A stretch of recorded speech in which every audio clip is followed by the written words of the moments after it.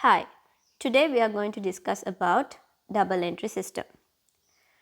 In double entry system, uh, in accounting, we assume that there are two sides to any transaction, which is debit side and credit side. But prior to explain you what is debit and credit, we'll start our discussion with the extended accounting equation. According to the extended accounting equation, assets and expenses of the business will be equal to capital, liability and income. So what we're going to do is that we are going to separate this into two sides, where then we can create the T account. We call it as a T account because it looks like T, the letter T, and according to this T account we can identify two sides, which is on this side as the debit and the other side as the credit. So basically it's like we divide the accounting equation into two aspects, as this side as the debit side and the other side as the credit side. Right, let's move on. Now, as I said earlier, assets and expenses has a natural side of debit, capital, liabilities and income has a natural side of credit. With that, whenever the assets and expenses of the business increases, we can put it into the debit side. The reason for that is that the natural side for asset and expenses is debit. So keep in your mind, whenever a asset or expense of a business increases, we have to put it into the debit side, and if a asset and expense is decreasing, then we have to put it into the credit side. On the other hand, since the natural side of capital, liabilities and income is credit, whenever those three items are increasing, we need to put it into the credit side, and whenever those items are decreasing, we have to put it into the debit side. So let's try to figure out whether you understood what we discussed so far. Income increase. So do we need to debit it or credit it? We know income, the natural side is credit, right? And when it is increase also, we need to put it into the credit side. Expenses, the natural side is debit.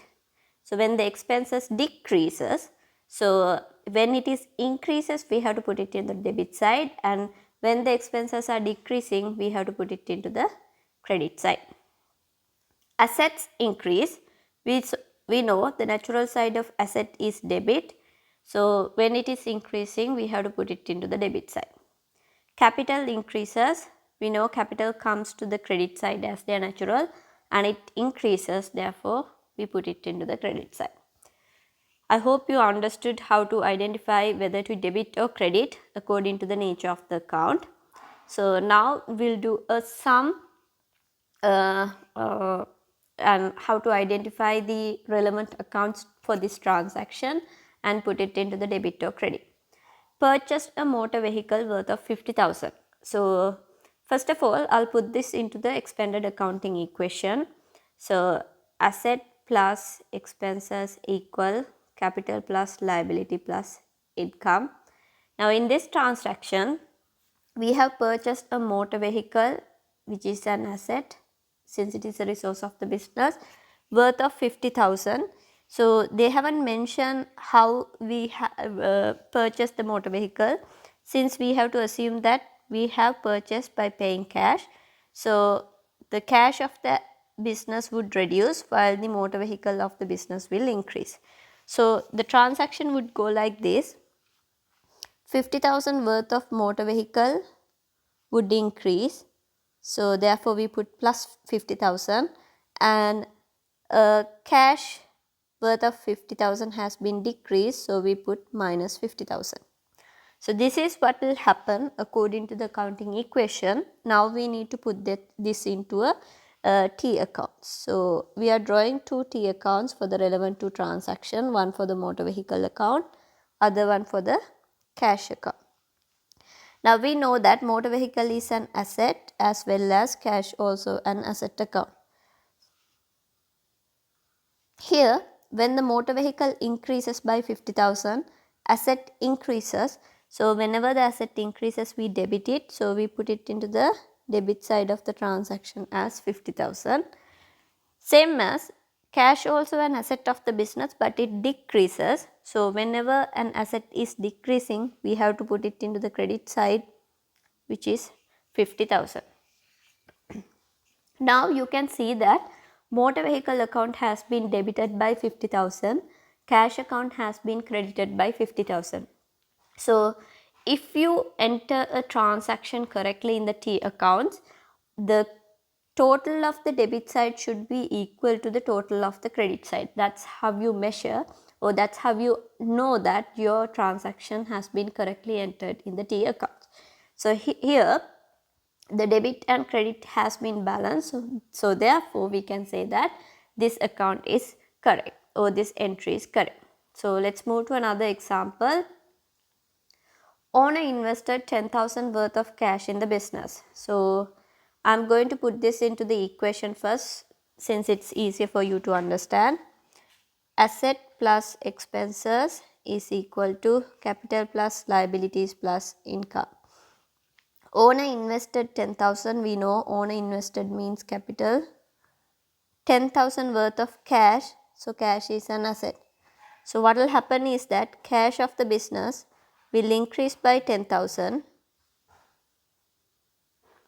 Cash of the business will increase by 10,000. Meantime, the owner investment means the capital of the business also increases by 10,000. So this is capital which is being increasing. And now you can see that since the plus 10,000 on the right side of the equation as well as on the left side of the equation, our accounting equation is correct. Let's put these two things into the T accounts. So we need to draw two T accounts. One is for the cash account and other one is for the capital account. So cash is an asset, capital is a capital. Then what we are going to do is that we are going to decide whether to debit it or credit it. Cash has been increased, so we need to debit. So we are debiting 10,000 in the cash account. Capital increasing, so when the capital increases, we know the natural side for capital is credit. So therefore we have to put it into the credit side. So we are putting 10,000 to the capital account. Now you can see that 10,000 has been debited and credited, and our transaction is correct because the debit head and the credit values are equals to each other. Let's move to another example. Obtain a bank loan worth of 5,000. So I'm going to put this into the equation at first. Asset plus expenses equal capital plus liability plus income. Obtain a bank loan. We know bank loan is a third party liability or payable. So this is a liability of a business worth of 5,000. So we need to assume that the business received 5,000 in cash, which is an asset. So now what will happen is that due to the bank loan, a liability of the business, that means one day we have to pay 5,000 rupees to the bank. So the liability of the business will increase by 5,000. Meantime, business will receive 5,000 in cash to conduct the business activities. So this is the bank loan which is increasing, and here it is the cash. Now let's put this into the T accounts. So here cash is an asset account and bank loan is a liability account. So what will happen here is that when the cash increases, we have to put into the debit side. So we put it as 5,000 debit, and when the liability increases, it has to be a liability. When the liability increases, we put it into the credit side as 5,000. And now you can see debit and the credit values are equal to each other. That means we have entered the transaction correctly. Next one. Sold furniture items for 700 and got cash. So here you have sold furniture items. So furniture is an asset of the business since it is a resource. And 700 and got cash, again an asset in the business. Let's put this into the accounting equation. Asset plus expenses equal capital plus liability plus income. Since you are selling the asset, the furniture items are decreasing, so you're losing furniture by 700 and you're getting cash for that, so your cash will increase by 700. So our accounting equation is done, plus and minus on the same side, so no problem. Now we need to put this in account, this into two T accounts. So our two T accounts are furniture account, which is an asset account, and cash account, which is again another asset account.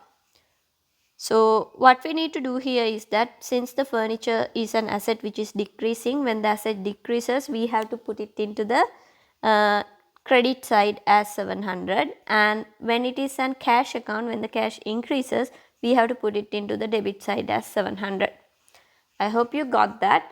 So at the end of the day what you have to learn is that whenever there is an T account, this would be the debit side of the T account while this would be the credit side of the T account. And if you have an asset account, when the asset increases we put it on the debit side, and when the asset decreases we put it on the credit side. On the other hand, when it comes to an expenses account, again the natural side is debit, so when the asset expenses increases we put it into the debit, and when the expenses decreases we put it into the credit. Third, capital. Natural side is credit, so whenever capital increases we put it into the credit side, and whenever the capital decreases to the debit side. Same way for the other two also. A liability and an income. Since the natural side for both of these are credit, when the liabilities or income increases we will credit that, and when the liabilities are and the incomes are decreasing we are debiting it. So keep that in your mind and keep practicing the questions that we have discussed above, and then we'll meet with another topic on the next day. Thank you.